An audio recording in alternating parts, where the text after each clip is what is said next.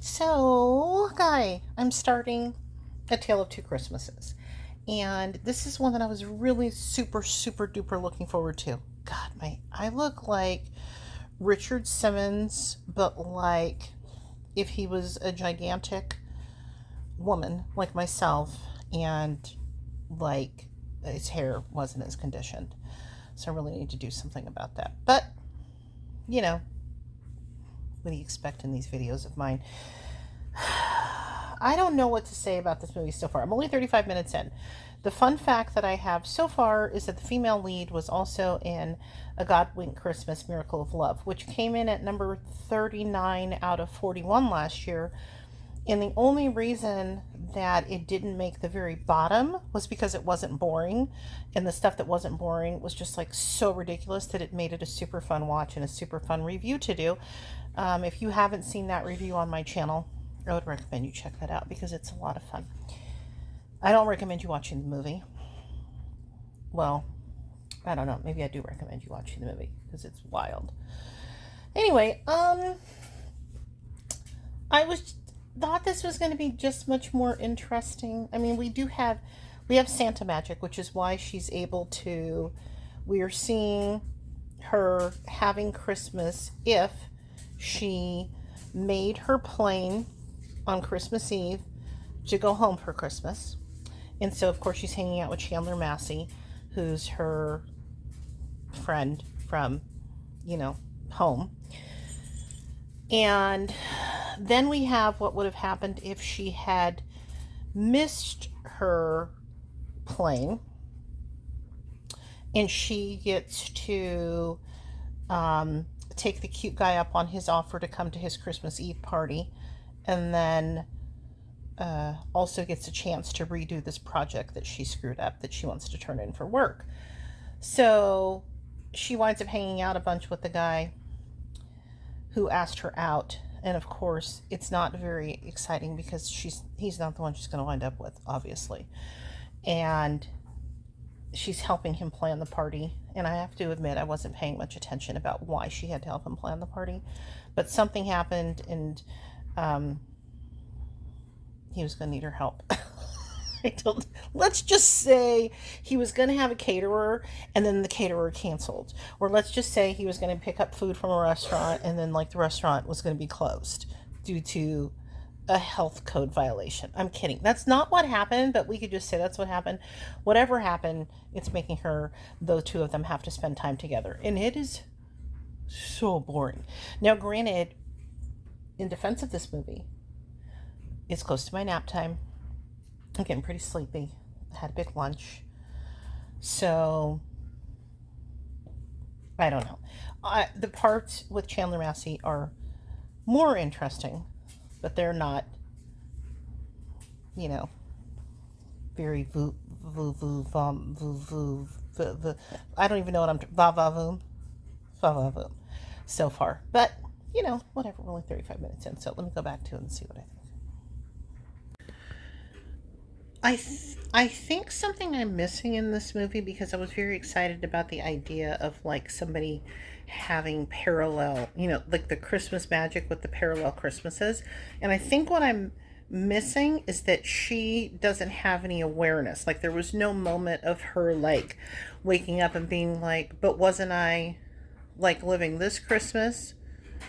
Or wasn't I living, you know what I mean? There's not that moment of realization that there is Christmas magic going on. So it's just making for two boring movies with the same lead actress and a really super boring leading man in the one that we know doesn't matter because we know she's going to end up with Chandler Massey. There are zero stakes whatsoever in that one.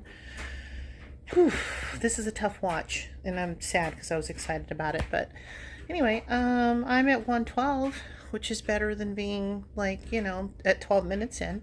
So I'm going to finish this so I can get on to something that I will hopefully will like better. So in the boring version of her Christmas, where she's home with the guy that she wanted to date, they're making hot cocoa at this party, and he says, I figured you were a plain hot cocoa kind of girl who needs all the bells and whistles when the cocoa is ethically sourced. So this is like she had gone with Chandler Massey to the ski lodge, and he ordered the hot cocoa for both of them that had whipped cream and a candy cane and marshmallows and I don't know what else, but like, and she was like, well, that's the kind of hot cocoa I liked when I was 15, and I'll just take a plain. So she did like a plain, but then when he says it in This Other Life, it sounds like one of the most ridiculous things I've ever heard in one of these movies, and that's really saying something. And that line alone probably will be enough to sink this to the bottom of the list. I can tell you it's already below We Wish You a Merry Christmas and When I Think of Christmas, which just off the top of my head are two of my least favorites from this year. And I was actually watching We Wish You a Merry Christmas, like I had it on for background, like yesterday, I think. And I was like, I still dislike it because the tone, it's because it's tonally a roller coaster for me, and it doesn't work. And I get what they were trying to do, but it doesn't work for me. And I still don't believe them as a couple. But it still has more watchability than this because of the people in the town, because I love the people in the town. So just a little side note, updating another review that has nothing to do with this movie. Again, except to say that it's not going to be my bottom movie, because this is going to be my bottom movie, I'm pretty sure. So, anyway, yeah, back to it. So, finished Tale of Two Christmases. Here's the thing. I appreciate what they were trying to do. Like, you think what you want is this guy and this job and this project and everything, but it isn't really what you want, and really what you want was already there back at home. But I just feel like that could have been done in a better way, and that has been done in better ways before. And I don't think it's the fault of these actors, especially Chandler Massey. I find him incredibly charming, and her dad, we've seen him lots of times, he's fine, but there were really no other supporting characters that really stood out for me. There was a funny line from, I think it was Gordon, who was working at the ski lodge. There was something funny from him, but pretty much, you know, it's a laundry folder. If you feel like you need to watch all the Christmas movies, put this on your list. I mean, don't put this on your list. I mean, if this comes on, it's definitely, you're going to fold your laundry to it. I'm literally folding my laundry right now. But I would not go out of your way to watch this, because no. Anyway, it had its moments, and yeah, not horrible, but cannot recommend. So anyway, that's sad. That's a bummer. I was really looking forward to it. It is what it is. Lots of other movies though, guys. Lots of other movies to watch that I have watched that are good, and more to come. So anyway, as always, thanks for listening. Bye. So I actually did a review for Corgi Christmas and then accidentally deleted it. But I think I can wrap this up in actually less than a minute and just say it was a movie. And I watched it. And I think I folded laundry while I watched it. And I remember next to nothing about it, except that there was a prince. I don't mind him as an actor. I still like Hunter King fine. I liked the guy who was the butler type guy.